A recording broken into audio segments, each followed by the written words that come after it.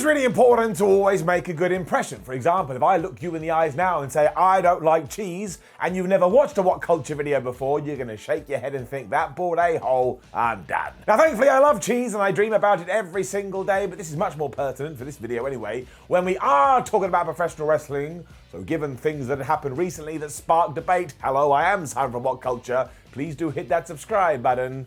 This is why 10 debuts really didn't go to plan. Worse to that effect. Here's why. Screwed it up.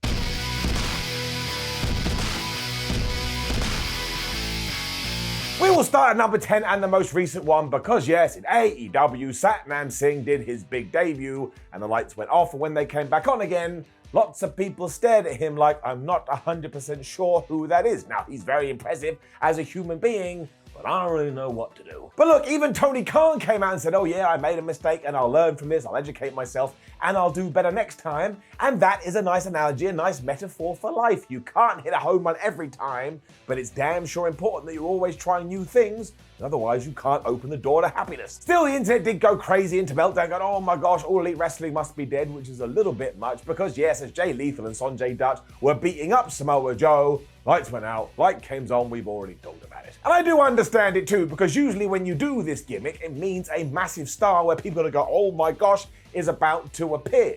And while the commentators did do a decent job going, oh, that's Satnam Singh, we know about him, he's been training here, there, and everywhere. We had thousands of people in the building that couldn't hear the announcers, so they had absolutely no clue. It has been far better since, though, and I actually thought the angle they did on Rampage following this made me go, hey, I'm kind of interested in this giant. So long as the curve goes that way, to the point when we get to the end of it, everyone is doing backflips, apart from Satnam Singh because he's way too tall, then we should just smile and see what's round the corner. So the main problem really was that there was no noise, and you're always in a big noise when you get a debut, which moves us on to number 9. Tito Ortiz debuted in TNA, my gosh. Happening in 2013, Tito did indeed reveal himself as the mystery man that was going after the main event Mafia and the Aces and Eights.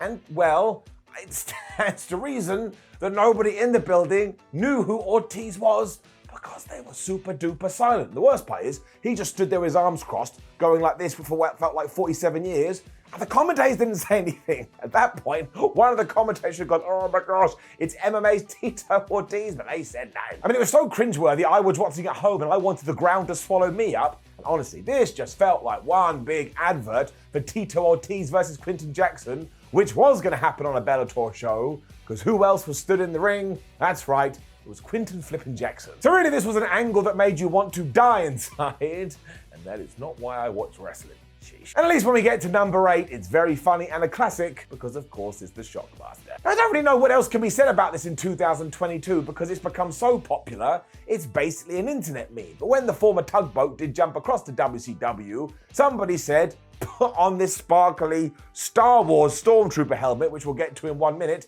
and why don't you go smashing through that wall?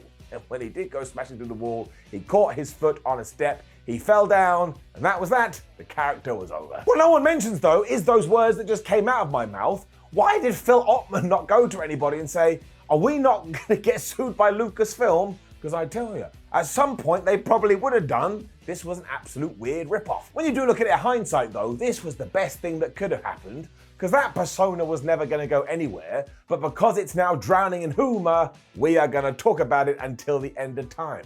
I mean, I was at a wrestling convention the other day, and who was one of the guests? It was Phil Ottman, and what did he do? He pretended to trip up like the Shockmaster. I mean, he made a flipping career out of it. Which was almost the same for number 7, but it wasn't. Brodus Clay. Because this is one of those WWE debuts where the intros, videos just went on and on and on, and told us that when Brodus Clay did arrive on the main roster, he was going to be a big bad angry dude who was going to beat the crap out of you.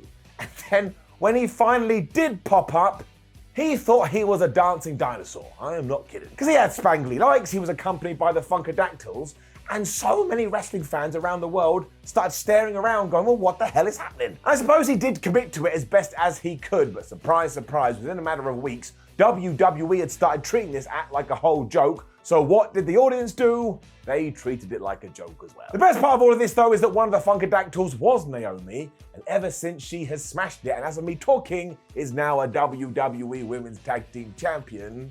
And as for Brodus Clay, well, you can go read about it. So basically what happened here is that it stunned people for the wrong reasons. Which brings us to number 6, DDP. Because if you had ever seen Diamond Dallas Page in WCW, you knew he was awesome. He had this everyman quality to him where you just wanted to cheer him on, especially when he started winning world titles in his 40s. So when he arrived in WWE, they went, actually, we see you as a guy that's going to stalk The Undertaker and his wife.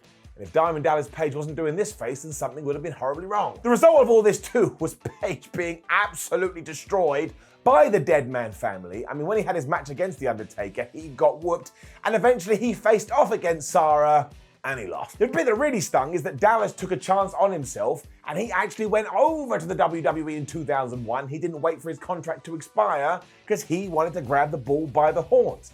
And if we had just treated him in the same way, he probably could have been WWE champion. I will never get it. And quite ironically, his actual debut was great, because when he ripped off his balaclava to reveal himself, I was like, oh my gosh, it's DDP. Then he went, yeah man, I'm gonna go stalking, and the whole thing was over. And if you want more proof that sometimes WWE miscasts people, in at number 5, Lord Tensai. I mean, what were we thinking? Because for one, he was from America and yet had Japanese symbols all over his face.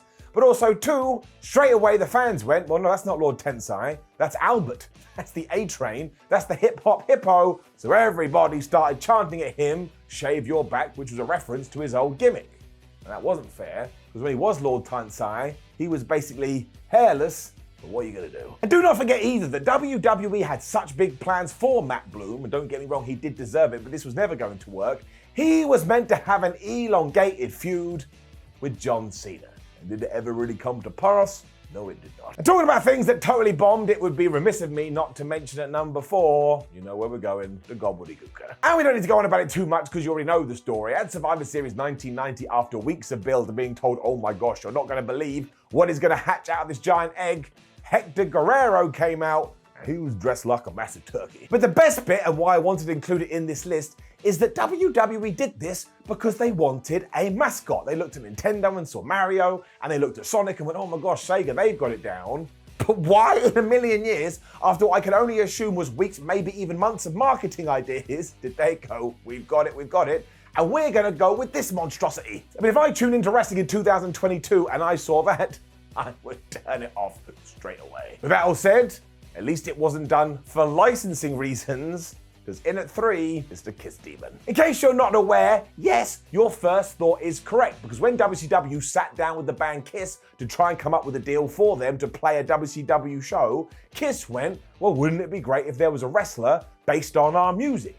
And WCW said, oh yeah, that sounds like a great idea. Now you may also be thinking, well, at least WCW made some money from this. No, they actually paid Kiss to make this happen. It was even written into the deal that this guy had to main event a WCW show, but thankfully we found a workaround here. He main evented the top of an hour on a program, and they called that the main event, but believe you me, it was not. So, if you ever wondered to yourself, I wonder why WCW is not around anymore, it's because of things like this. The good news, however, though, is just because you have a bad debut doesn't mean it has to plague your whole career, because in at number 2, it's AEW's The Butcher, the Blade, and the Bunny. And I think we can all look back on this now and agree it didn't go to plan, because when this trio did attack Cody Rhodes from nowhere, once again everybody scratched their heads because they didn't even know what was going on.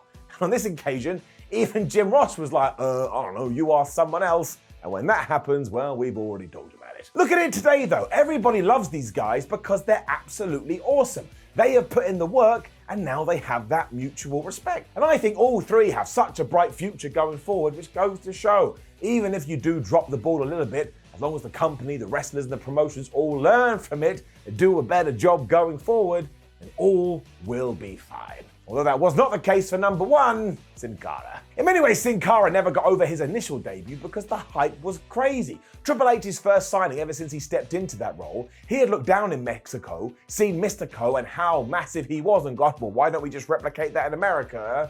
And while we tried, it never really hit. It had gone fine when he made his first appearance and confronted Jack Swagger, but a few days later when he debuted on Raw and he was doing his big entrance, he went to jump on that trampoline like he liked to do.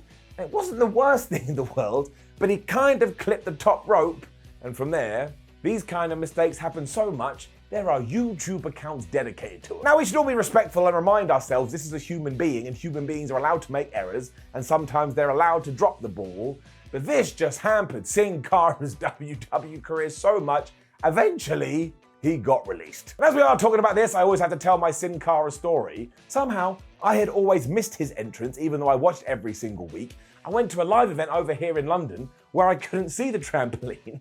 When he soared over the top rope, I turned to my friend and was like, that is the most agile thing I've ever seen. Then he told me, and I realized I was stupid. Know of any other horrible debuts that we all talk about still in wrestling? Make sure you let us know in the comments below, and don't forget to like the video, share the video, and subscribe. Then head to whatculture.com where you can read articles like this. Come say hello on social media at WhatCultureWWE, or I'm at SimonMiller316, and we have a ton of videos. Go watch one. My name is Simon for What Culture. Thank you for joining me as always. And actually, I had a wrestling debut once, which very annoyingly you can watch on YouTube, and I gave the worst clotheslines of all time. So do I understand how all of these people feel on a very, very, very small scale? Yes.